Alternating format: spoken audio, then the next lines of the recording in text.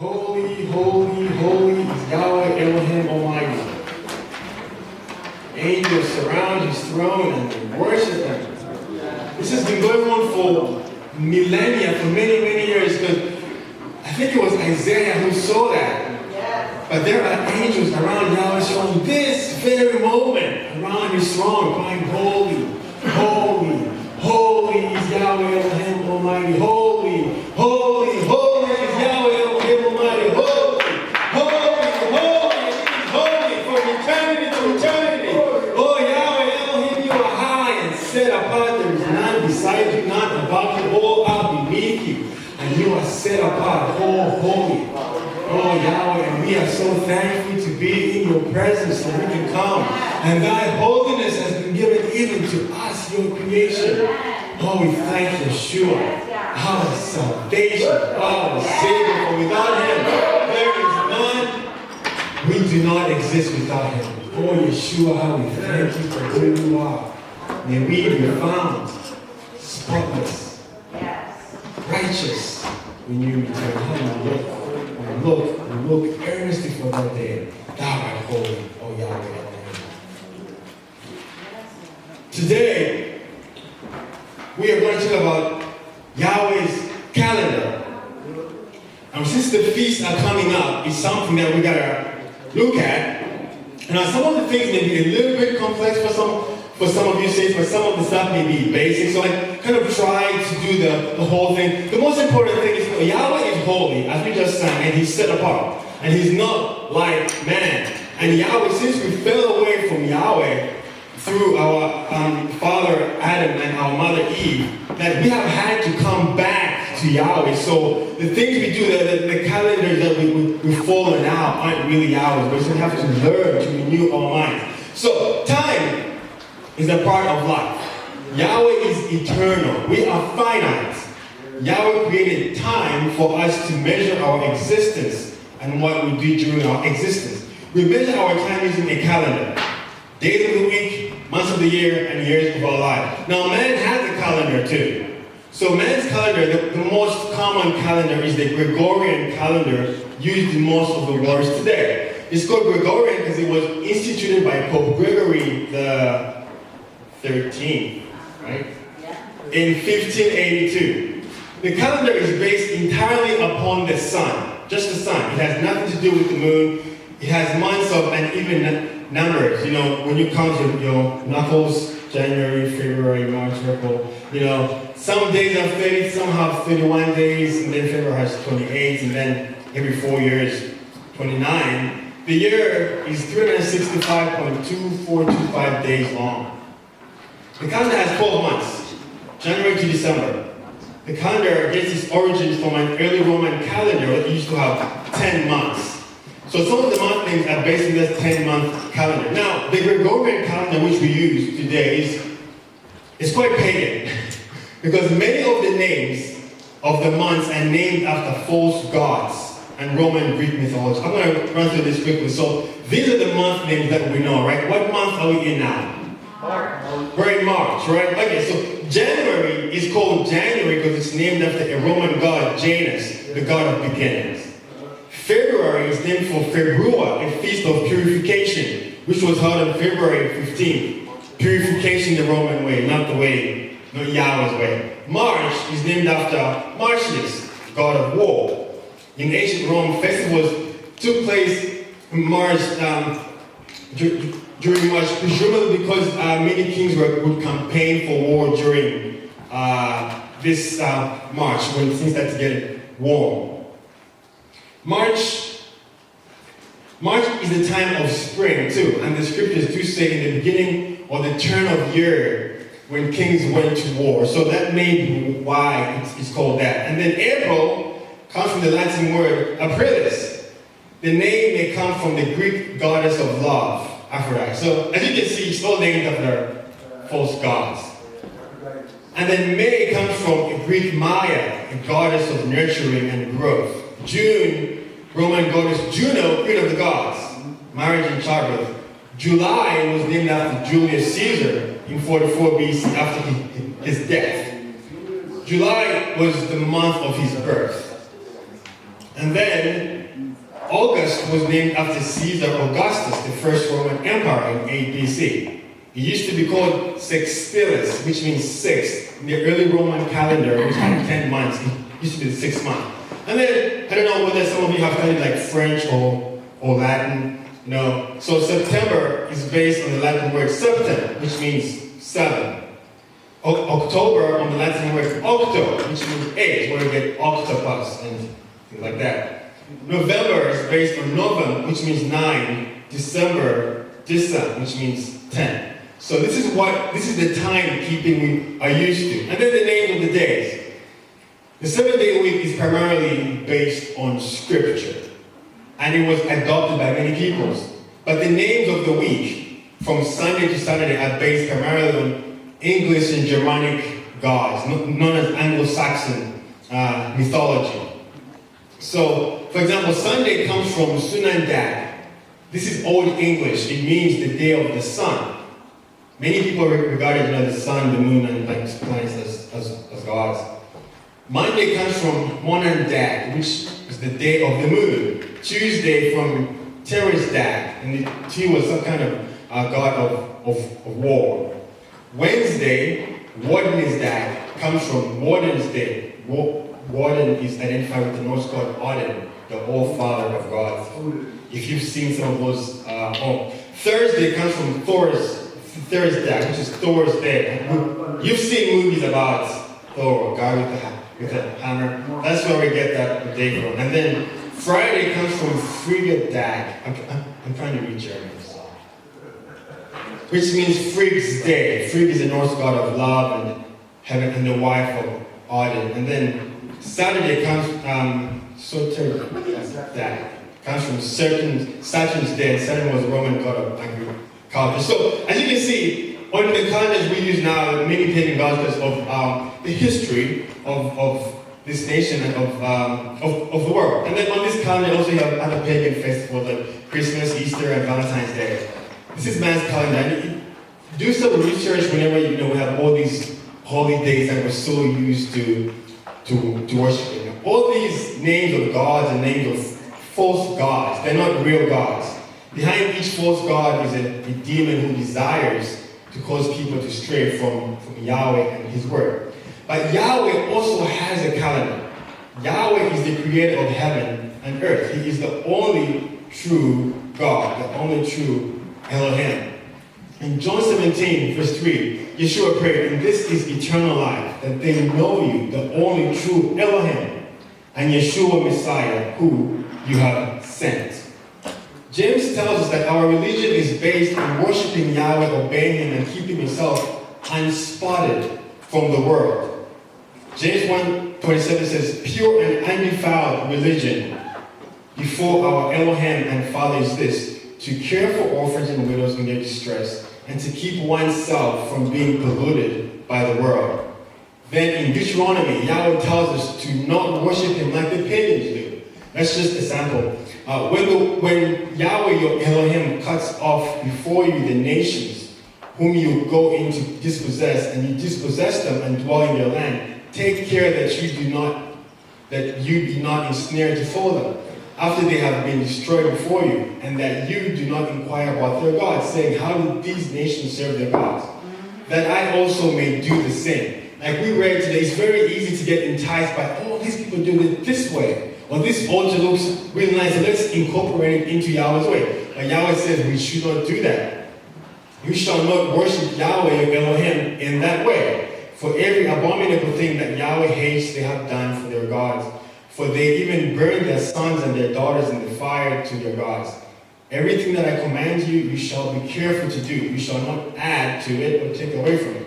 So many of the days and months are based on false gods.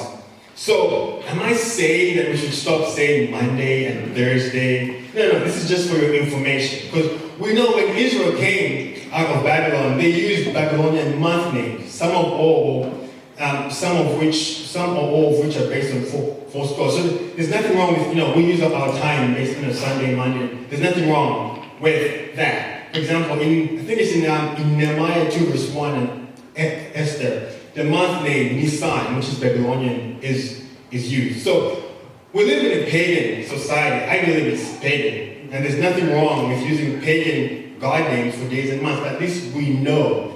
And as a people who are Yahweh's people, for us to be separate, we have to know Yahweh's calendar and Yahweh's way of time. 1 Peter 2 verse 9 tells us, "But ye are a chosen generation, a royal priesthood, and holy nation, a peculiar people, that ye should show forth the praises of him who hath called you out of darkness into his marvelous light." We are a different people, peculiar. We're strange. We don't really walk like the road walks. We should be, because if we're walking like the road walks, then there's nothing peculiar about that. But if Yahweh is holy, he's set apart, and he has his own calendar and his own ways of doing things, his people should follow that. And so we're going to learn today about Yahweh's calendar. Now, I'm also learning this, so if I make a mistake, you should correct me. But because the feasts are coming up, and I think it's important for us to know when to keep them, how to keep them, and what Yahweh says about his word. So Yahweh is the creator of heaven and earth. Yahweh is eternal. He was never created. He is self-existent. He has no beginning or end. We human beings were created by Yahweh. We have a beginning and a physical end. Out of all the people of the earth, Yahweh has called some, those who have believed in Yahweh and chosen to obey his commandments, and Yahweh's chosen people. Yahweh created of all things. Yahweh created the sun, moon, and stars to tell time. As our knowledge about the sun, moon, and stars have increased, so has our ability to keep time accurately. Genesis 1:14-15 tells us, "And Elohim said, Let there be lights in the expanse of the heavens to separate the day from the night, and let them be for signs and for seasons." That word season is actually moedim. In Hebrew, that means appointed feast days. Therefore, feast days, and for days and years.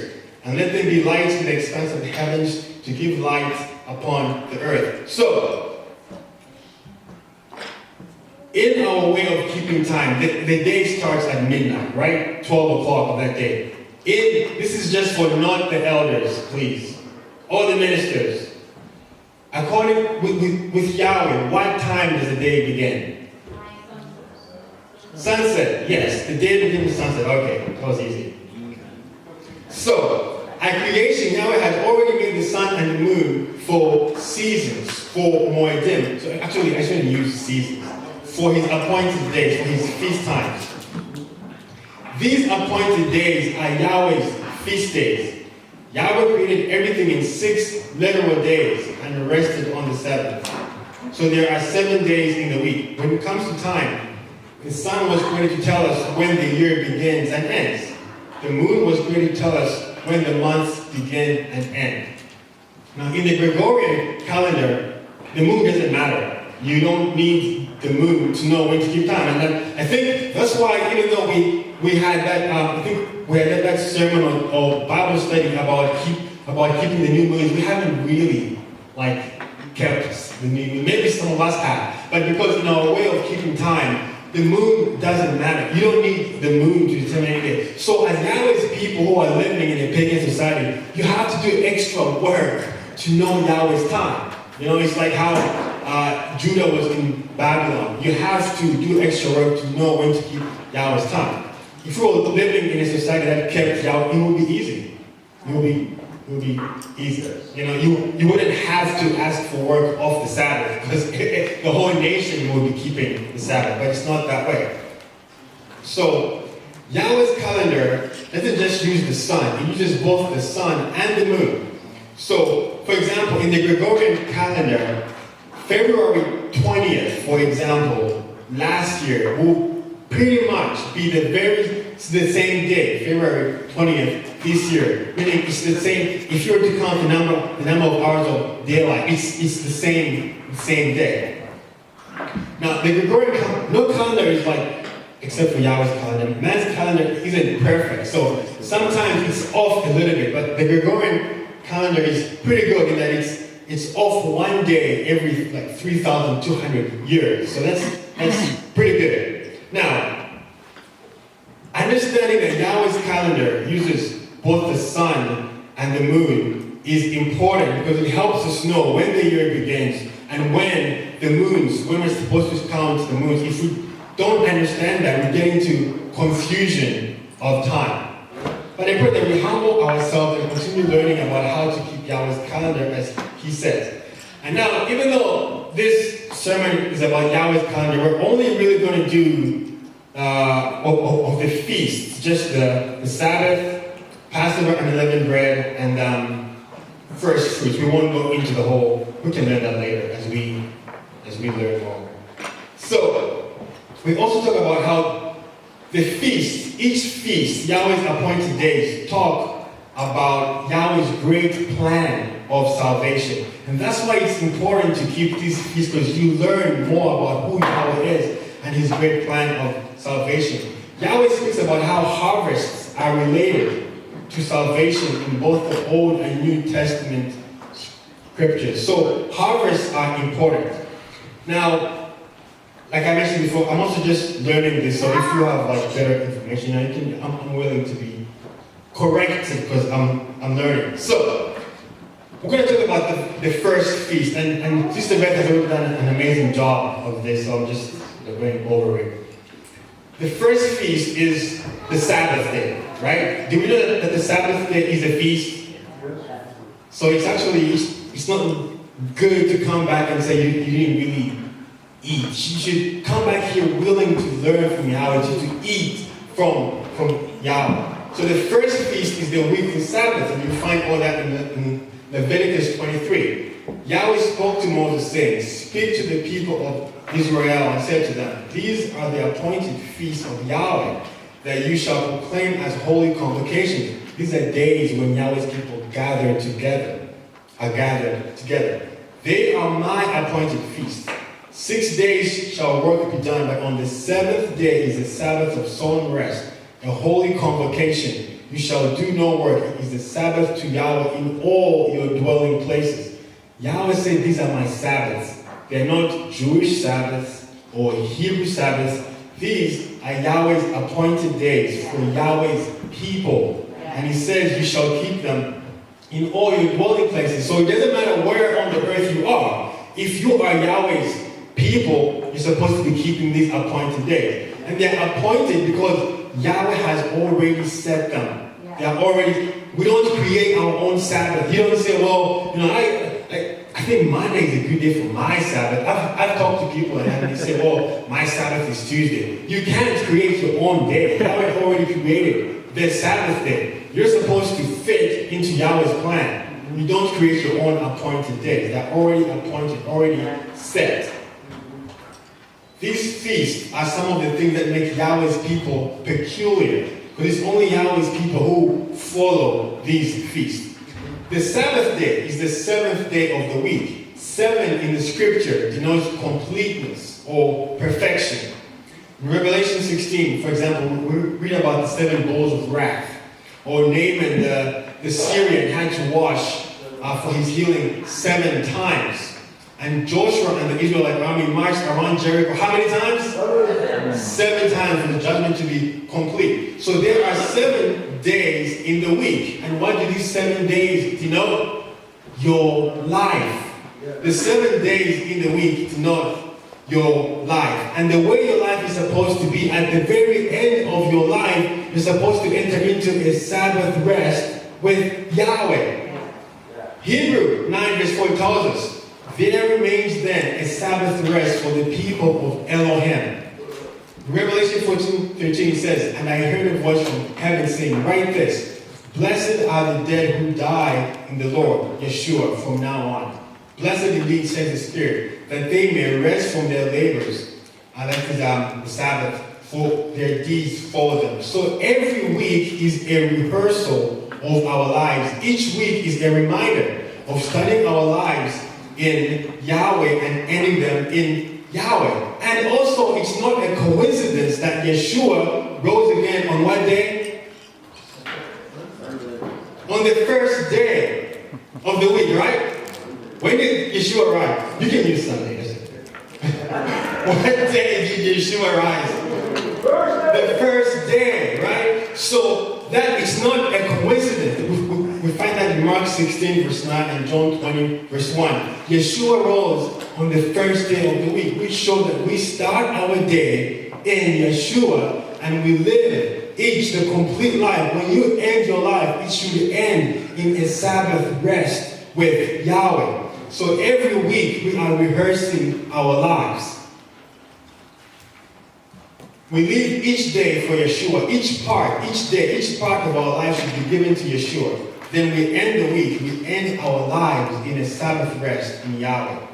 And then later, Yahweh willing, when you look at the whole feast, you also see, when we go to the Feast of Tabernacles, so every time to go to Tennessee, the last day is also a Sabbath rest. This is so much deep. Just, I gotta breathe here. Woo! That's the glory of Yahweh. Woo! Okay.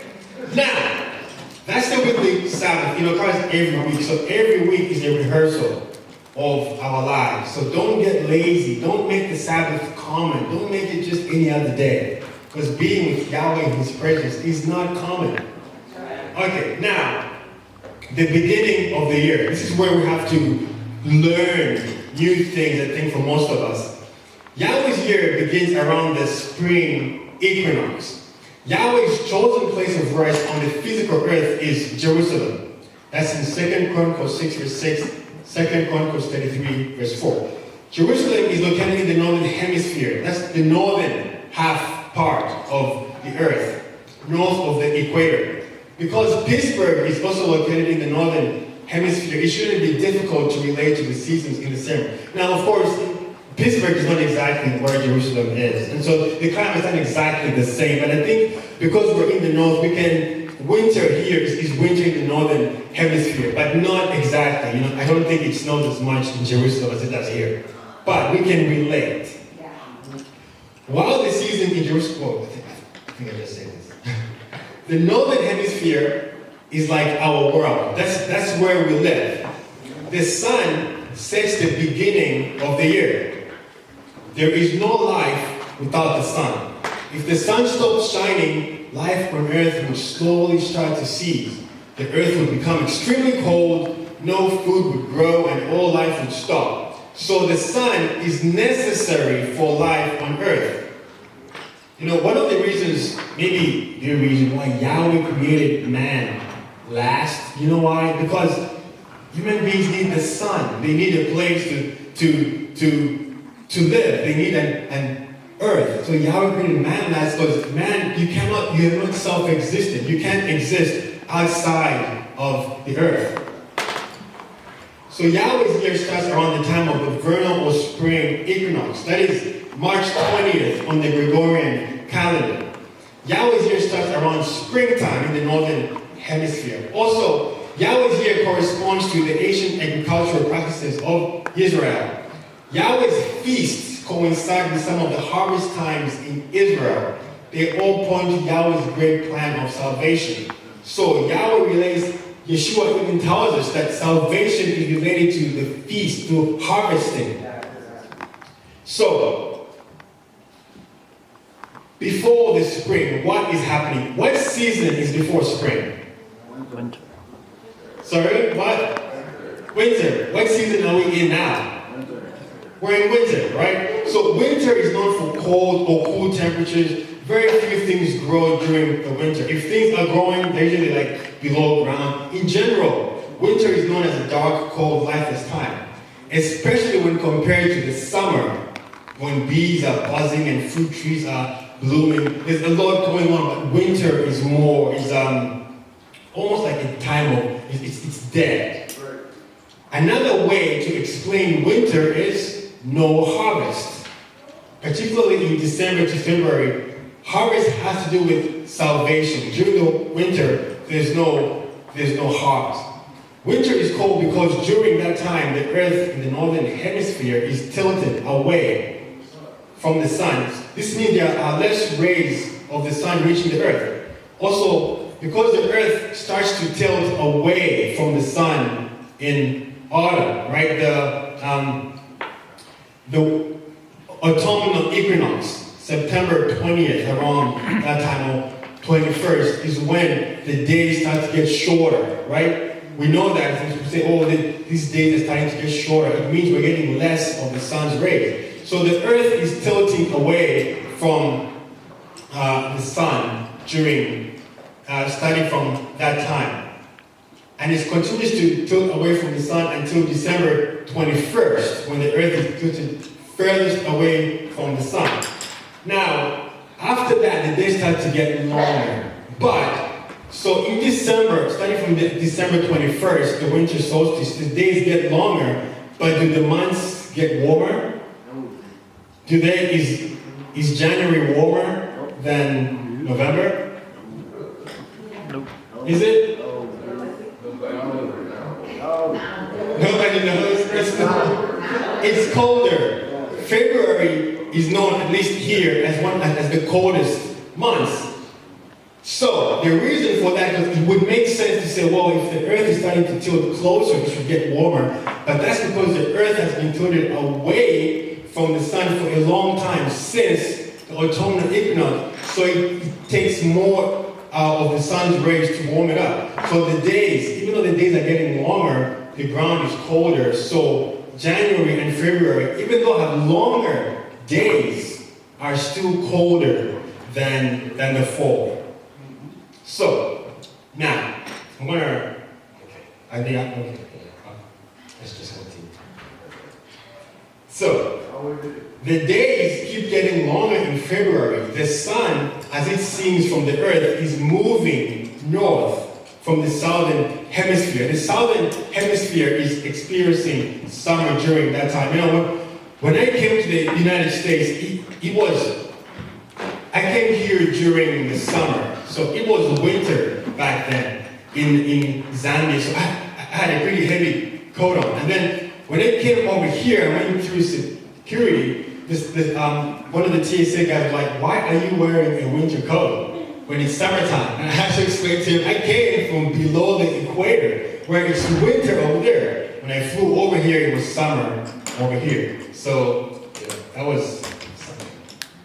So, in general, what does the sun do to the earth? What is the sun for? Heat. You can shout it out.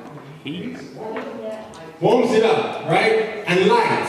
The sun brings light to the earth, to the world. So who is the light of the world?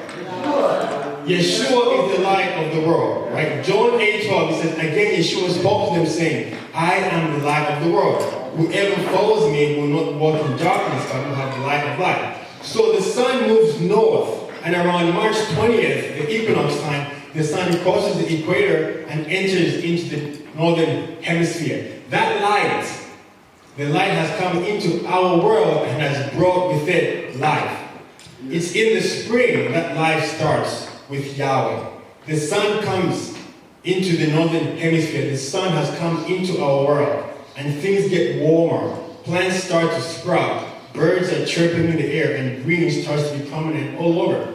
Song of Solomon 2:10-13 says, my beloved speaks and says to me, arise, my love, my beautiful one, and come away. For behold, the winter is past, the rain is over and gone. The flowers appear on the earth. The time of singing has come, and the voice of the turtle dove is heard in our land. The fig tree ripens its figs, and the vines are in blossom. They give forth fragrance. Arise, my love, my beautiful one, and come away. So Solomon here, I think he's the one speaking. He's saying, springtime. It's now warmer. In the land of, in Jerusalem and in that part of the earth, I think they're in a temperate, I don't know exactly what climate is, but they experience rains in the winter. I think it's cold rain. So here Solomon is saying, come away, because the springtime is here. The flowers are starting to bloom. So when springtime comes around, it's a time of life. There's more life there. So the sun is moving north and has brought with it light and life. We go from being dead brown to a lively green. This process in Hebrew is known as abib. The term abib, we use abib sometimes with our American accents, is also used to describe the young, fresh green ears of grain, particularly barley, which start to to ripen around this time. These green ears of barley are also known as Abib. As a church, we don't use the barley to determine the beginning of the year. They would tell us that the year has already begun if you're in a place like Jerusalem.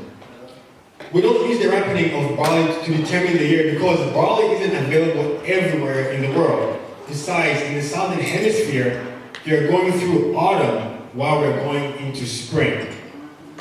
So, as a church, we use the sun, because that's what Yahweh says in Genesis. We use the sun looking at the equinox. The equinox is everywhere on earth. It's the same everywhere. We use the sun because Yahweh said the sun is to be involved in determining years. Now, there are some saints who set the year using Abib. They have people who go to Israel and look for the ripening of this barley. Like this year, they say that the barley will be green, young, and fresh 2 weeks from March 7th. Well, 2 weeks from March 7th is around March 21st, which happens to be right around the equinox. And then last year, another group online, I don't know them, they stated that the barley was found to be Abib, that is green, young, and fresh, on March 16th. So that is still right around the time of the equinox. So the wild barley ripens around the time of the equinox, generally, because plants need the sun's light to make food and grow. This is a process known as what? Known as what? Photosynthesis. Yes. Are we speaking? Photosynthesis. Was that a yes? That is, so the plants need the sun's rays. So the sun's rays grow and increase, and that's when you get the greening, in general, of the plant. So Yahweh's ways are not like the ways of man, meaning the beginning of the year with Yahweh, which is set by the sun, is not necessarily the beginning of the months. And this can be hard for us to understand because in the Gregorian calendar, we just use the sun. So the beginning of the year, January 1st, is also the beginning of months. But with Yahweh, as we are learning, it's not the same way because the year is set by the sun, but the months are set by the moon. And we'll see more here. So the year starts with March 20th. Yahweh doesn't have a New Year's Day. So just set in that general time that the year begins. But March 20th, the equinox, is a pretty good time to set if we're going to follow what Genesis says. So if you could say, well, there's a solar year set by the sun every March 20th, but with Yahweh says the new moon is to be the moon after the year has begun. So the sun's years begin every March 20th, but then the months begin the new moon after that year has been set. So you could say, well, there's a solar year and there's a lunar year, but I don't quite like that term simply because the sun is consistent. It's the same. But the moons, sometimes there are 12 months in a year, sometimes 13 months. It's inconsistent. But the sun is pretty consistent. Like there's no variableness in it. But so Exodus 12, 1 and 2 says, Yahweh said to Moses and Aaron in the land of Egypt, this here, new moon shall be for you the beginning of new moons. It shall be the first new moon of the year for you. So as we're learning more of this, Yahweh's year set by the sun begins right around March 20th. These are the moon phases for this year. For this month.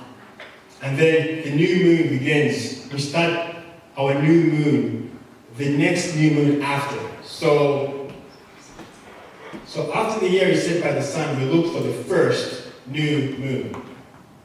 So in 2019, Yahweh's year begins around equinox, which is March 20th, 2019. And if you look up there, March 20th, which is about what, like 2 weeks or something? March 20th. So today is March 9th. Yesterday we saw there was a new moon. Today is actually a new moon. So the next new moon after March 20th would be the beginning of new moon. So today is March 9th. The visible new moon started yesterday. Some of us saw it. It was beautiful. Yeah, it was cool. Very nice. Yes. Equinox is March 20th. So the next new moon, do we know how to look at the new moon? Who knows how to look at the new moon? So, crest. Okay, the new moon is in the northern hemisphere. It starts from the right. The first light that you can see visibly with your eyes on the right side of the moon is the new moon. Now, astronomically, you see up there, it says new. Astronomically, it's the new moon. But with Yahweh, really, there has to be the visible light. That's the new moon. Yes, so today is the 9th. If you look, well, you might not be able to see now because of the sun is so bright. But it's the new moon today. Or I think it's still new. So that's how you look at the new moon. So on the right side. Now, if you were in the southern hemisphere, it would be on the opposite. When I was looking at the moon back in Zambia, when I saw this, I thought I was a little bit like, did the moon change or something? But the reason for that is simply because the moon is around the equator. So it's like, if you're south, the moon will look like, the new moon will be from left going to the right. If you're north, it will be, but for now, let me not confuse anybody. For now, we'll look at the right side of the moon, the right side. The first sliver that you see is the new moon. Do we understand? The first sliver, the crescent that you see on the right side is the new moon. So, as we can see up on the screen here, March 20th is a full moon. So, that's the beginning of Yahweh's year with what we know right now. That's the beginning of Yahweh's year. And then he says in Exodus that this here new moon shall be for you the beginning of new moon. It shall be the first new moon of the year for you. So if the year is set on March 20th, what we should be looking for now is the next new moon after March 20th. So that would be April. So, not the elders. Who can tell me? Oh no, I think it's up there already. Never mind. Never mind. So when is the next new moon? 6. April 7th. That is the next new moon after March 20th. Yes. It's the 6th. But what did we say about the what?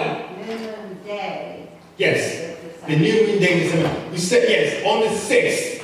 If you can see that. On the 6th. Yeah. But the new moon day, because remember what? Yahweh's day starts when? The evening. At sunset, right? So the next new moon day would be Sunday, April 7th. That's Yahweh's day starts in the evening. Okay? So, that's a very important day. It's from that day that we would start to count on the 14th day from this new moon.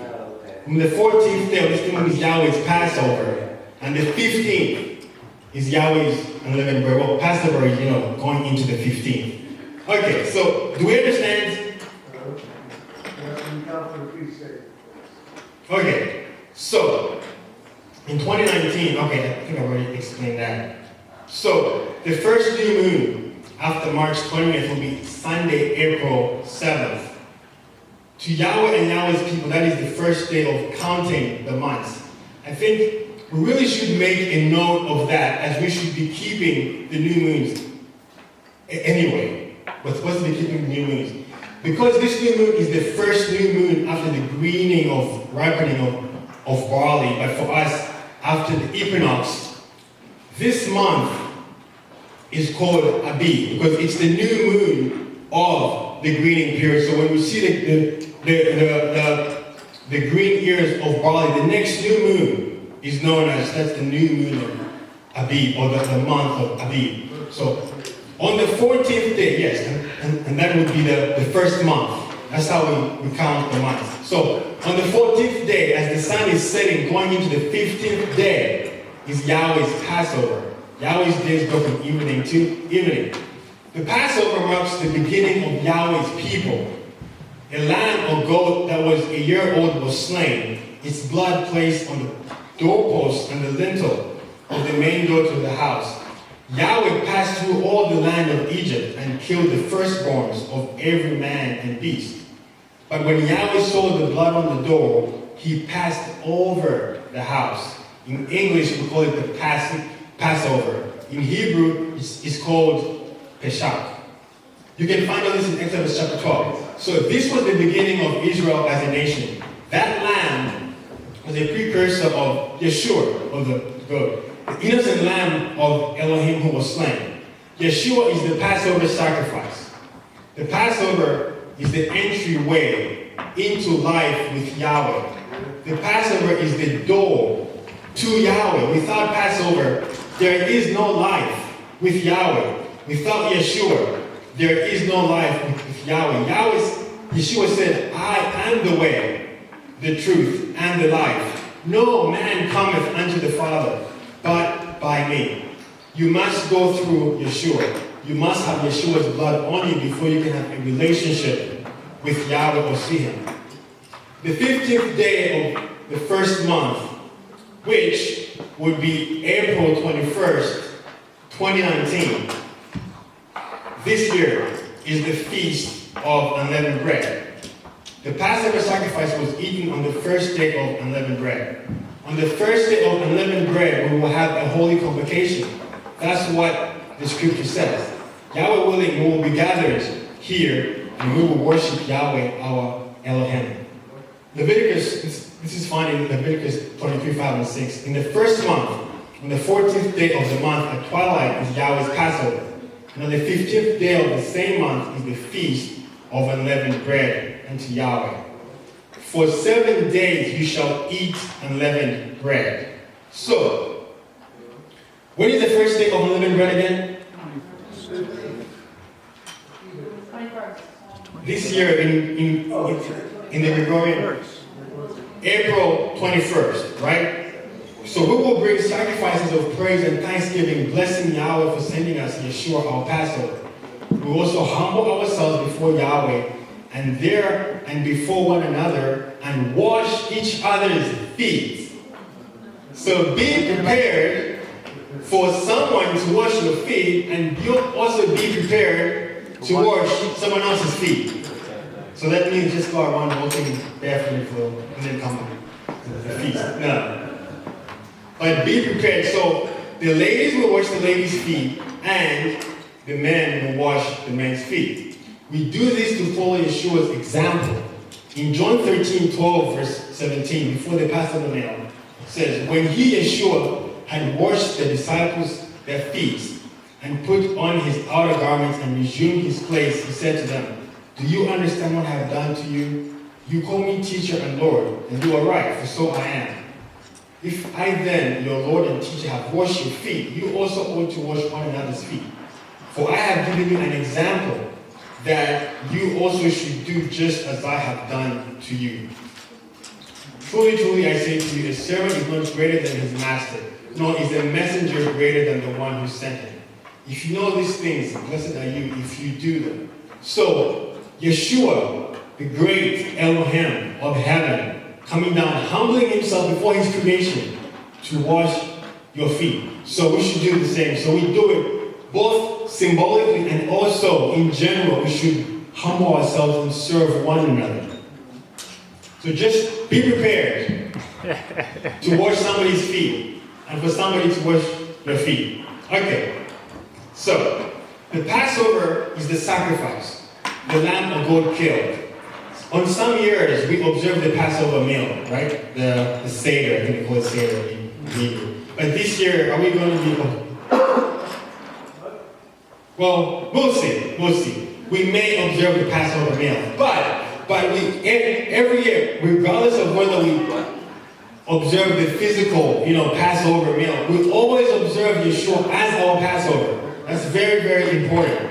Passover is the door to the Feast of Unleavened Bread. Yahshua is our Passover. We should always acknowledge him during Passover. So, the Passover is the door. The sacrifice is the door for you to enter into the Feast of Unleavened Bread. The first day, the Feast of Unleavened Bread is 7 days long. The first day is the Sabbath, meaning it's a day of rest. No work on that day. In 2019, the first day of Unleavened Bread will be observed on Sunday, April 21st. It starts the evening of the previous day.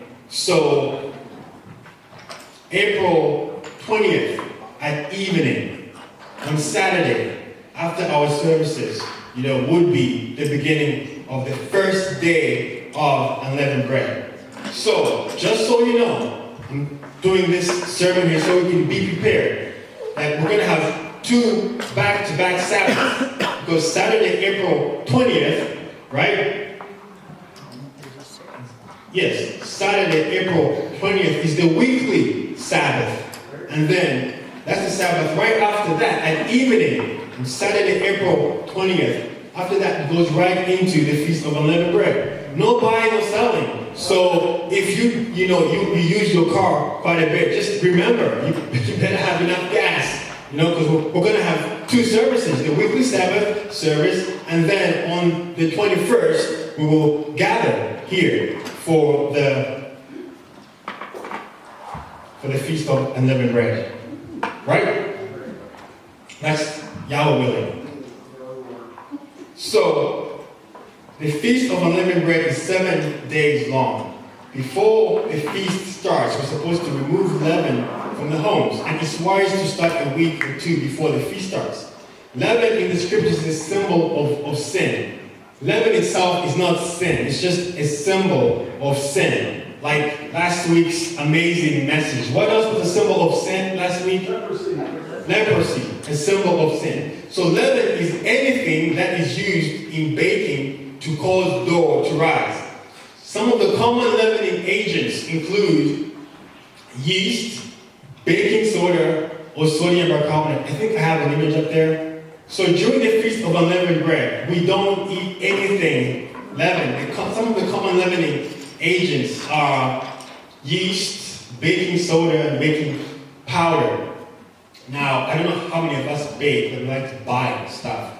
Cookies, chips, all kinds of stuff. And yeast does make things taste good. But during this time, we eat nothing leavened.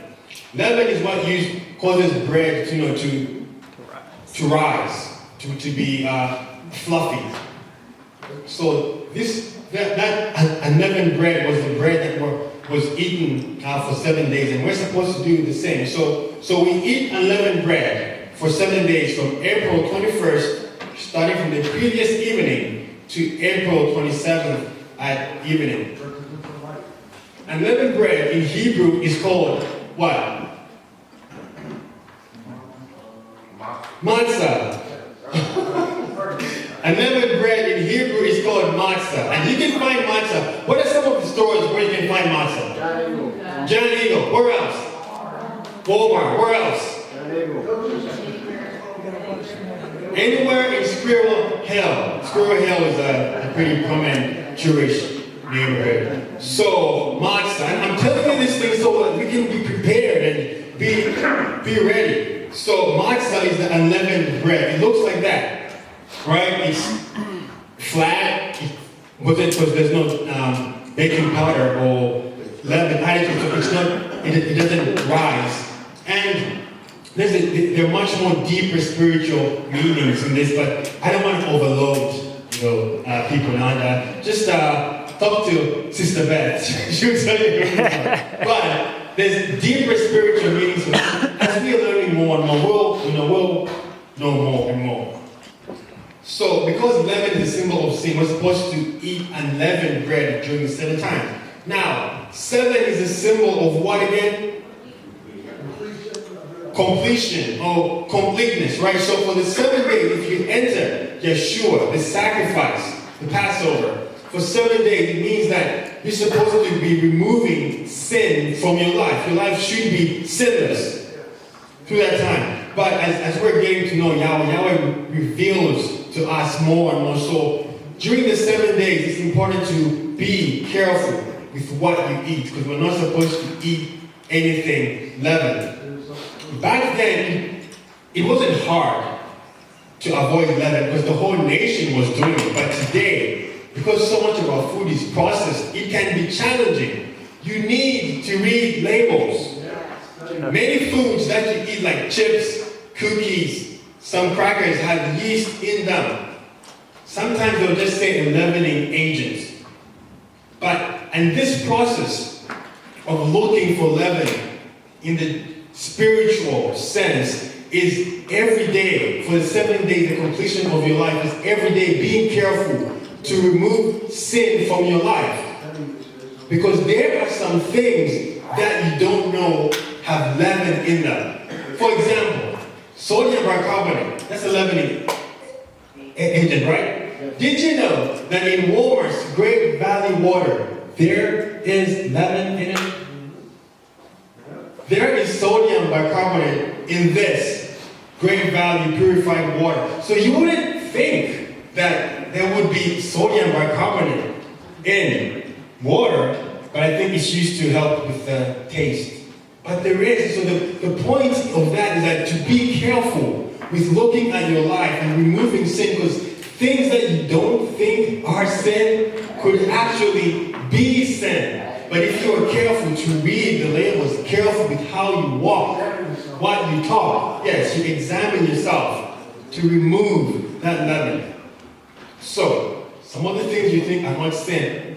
So, be careful by reading labels and watching carefully what you eat. Because sometimes you are at work and somebody brought in some free cookies or some free donuts. Oh man, it's free. And then you're like, oh no. I'm supposed to be set apart. And I just took a whole bite of that. No. We repent. Put that away. Going through unleavened bread. First time I went through this, it really changed me. And I think this changes of people, because for the first time, you're really careful with what you eat and making sure there's no leaven in your life. So Deuteronomy 12:28 says, be careful to obey all these words that I command you, that it may go well with you and with your children after you forever, when you do what is good and right in the sight of Yahweh your Elohim. This, when you go through unleavened bread, what you eat, you end up fulfilling this. It's a symbol of fulfilling this. It means your whole life you go through being careful with what you say, what you talk, how you dress, who you hang out with, all these things, being careful. Okay. Those who have children, prepare your children and tell them why you're doing this, because they won't be very happy if they can't have cookies or they can't have bread. So prepare your children. This is also commanded in Scripture, because we're supposed to, it's not just you, but if you're head of household, your household must come under that roof. So prepare your children. Yahshua ate his Passover meal with the disciples. The 11 disciples, I believe. On the first day of unleavened bread, it was in the evening. Yahweh's day started in the evening. They sang a hymn, and they went to the Mount of Olives and then to the Garden of Gethsemane. Later that day, Yahshua would be beaten, humiliated, and crucified, and died as a lamb of Elohim who takes away the sin of the world. He was buried in a tomb. After 3 days, according to the Hebrew way of counting time, Yahshua rose again from the dead with a spiritual body. He is the first person ever to have done that. He rose himself up from the dead. Yes, and he was really dead. Because there's some people that will say, well, maybe he passed out. No, he was dead. Not fainted or passed out or dead or dazed. Dead. Lifeless. No heartbeat. No pulse. You could stab him with a spear into the heart and he wouldn't feel a thing. He was dead. And on the first day of the week. Oh yeah, so just these are days to remember. Wednesday, March 20th, the spring equinox. Sunday, April 7th, the new moon, beginning of months. Now, of course, you know that the day begins the 6th. Sunday, April 21st, unleavened bread starts. Saturday, April 27th, unleavened bread ends. This year, because they're on weekends, they're not that you don't have to. For some of the saints here, you don't have to request days off. But if you do work on Sundays, and hopefully you don't work on Saturdays, so you wouldn't be here. But you know you don't. You don't have to request that many days because they land on the weekends for this year. So on the first day of the week, which was 3 days after he was killed, he rose from the dead, never to die again. He was the first person ever to rise with his spiritual body. The first day of the week is known as Sunday to most of us. Now, I have the slide with the first fruits. Yes. The first day of the week is known as Sunday to most of us. You remember those beans we talked about? Those are the sheaves of barley with the green ears on them. That's what barley looks like when it's, green. These are known as the first fruits of the spring harvest.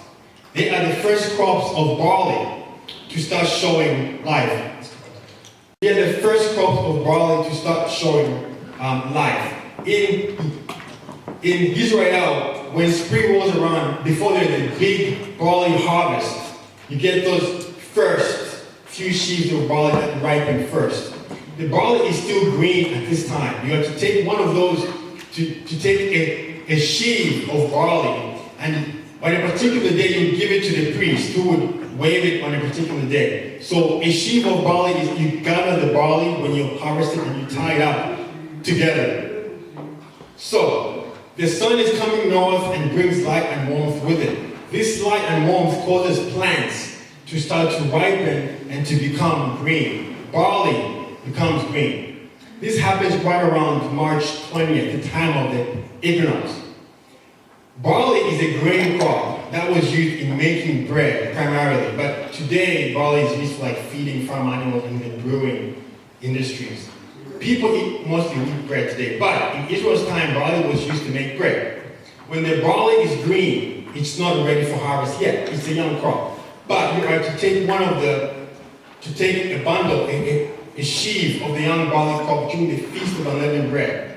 Yahweh said that on a particular day, you must present this sheaf of barley to the priest, who would wave it before Yahweh.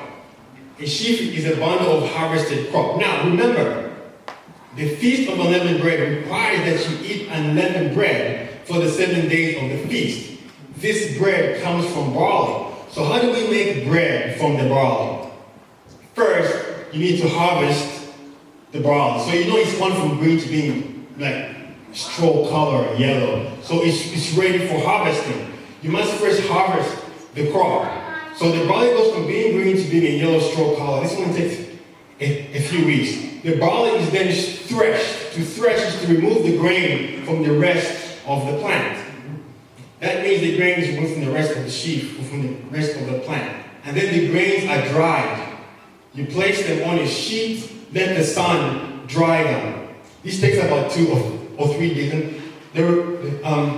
We dried corn at my grandma's farm back in Zambia. And it was pretty much the same process. You take the corn from the cob and then you lay it up and you let it dry in the sun. And then the barley is then ground into flour. That's how and then from this flour, you mix it with water and salt, and then you get your unleavened bread. So the Feast of Unleavened Bread was one of the pilgrimage feasts. Your whole family, or a representative, would go from wherever you lived, go down to Jerusalem to make the journey to keep the feast. So they would probably take a sheaf or sheaves, of barley or first fruits, some barley grain, and probably some unleavened bread too. They would arrive in Jerusalem and keep the Feast of Unleavened Bread. That means that the Feast of Unleavened Bread had to come either during the Feast of Barley or after the harvest of barley. You need the bread, which is made from harvested and dried barley, to make the unleavened bread. Now, once the Feast of Unleavened Bread starts, you are to eat the unleavened bread for 7 days. During those 7 days, you are going to have a weekly Sabbath during those 7 days. We commonly call it Saturday. The day after that day, which is commonly called Sunday, the first day, would be known as the day of first fruits, the day where you would wave, or you give your sheaf to the priest and he would wave. On this day, before you eat any more of your unleavened bread or any of the grains you brought with you when you came to Jerusalem, the roasted grains, you would bring that sheaf of first fruits of your barley harvest and give it to the priest, who would wave it before Yahweh. Oh, okay. Who would wave it before Yahweh. Only on this day, Leviticus 23:9-40 says, and Yahweh spoke to Moses, saying, speak to the people of Israel and say to them, when you come into the land that I give you and reap its harvest, you shall bring the sheaf of the first fruits of your harvest to the priest, and he shall wave the sheaf before Yahweh, so that you may be accepted. On the day after the Sabbath, the priest shall wave it. And on the day when you wave the sheaf, you shall offer a male lamb, a year-old without blemish, as a burnt offering to Yahweh. And the grain offering with it shall be 2/10 of an ephah of fine flour mixed with oil, a food offering to Yahweh with a pleasing aroma. And the drink offering with it shall be of wine, 1/4 of a hin. And you shall eat neither bread nor grain, parched or fresh, until this same day, until you have brought the offering of your Elohim. It is a statute forever throughout your generations. So on this particular day, you had to wave first the first fruits sheaf that you brought before you can eat any more of the unleavened bread or any of the grain. I like the NLT translation, which says, do not eat any bread or roasted grain or fresh kernels on that day until you bring this offering to your Elohim. This is a permanent law for you, and it must be observed from generation to generation, wherever you live. Okay, I'm winding down now. In the new covenant, we offer spiritual offerings. So we don't bring physical barley or physical food. Because the scriptures don't tell us to gather on this day, we don't gather on the day where you wave. We're supposed to wave the sheaf. But it's nice to notice that on that day before you eat any unleavened bread, you could say a prayer or wave before Yahweh. 1 Corinthians tells us, 15 verse 20, but in fact Messiah has been raised from the dead, the first fruits of those who have fallen asleep.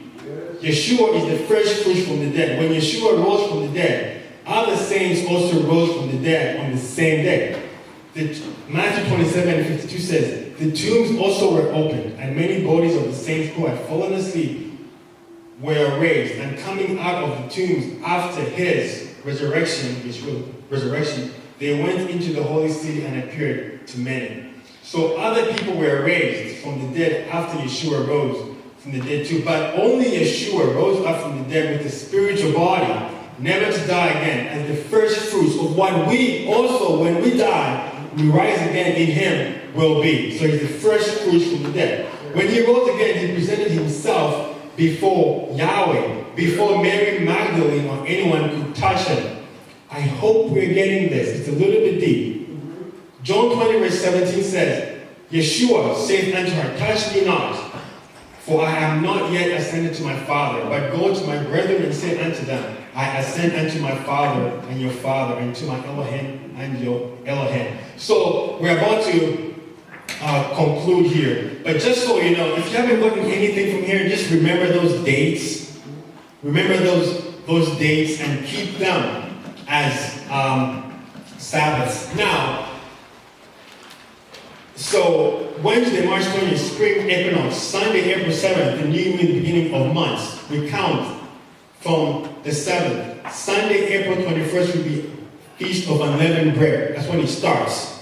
Saturday, April 27th, Unleavened Bread ends. And because the weekly Sabbath, that comes as the very last day, which means the first fruits ends up being Sunday, right after the feast. Then from there, we're going to count Shavuot. That's a whole different sermon to talk about later. Now, I have a new commandment for us to keep. It's really not new, but it's something that I think we have been missing. It's always been there, but I think we've been missing it because we're still learning about keeping these feast days. So, Deuteronomy 16 verse 1.